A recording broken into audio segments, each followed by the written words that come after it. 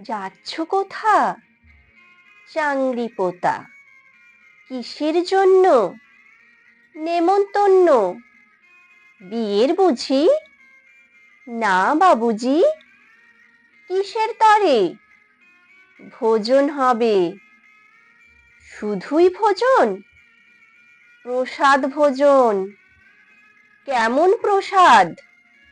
যা খেতে স্বাদ। কি খেতে চাও? ছানার পোলাও। ইচ্ছে কি আর? সরপুরিয়ার। আহ, কি আয়েশ!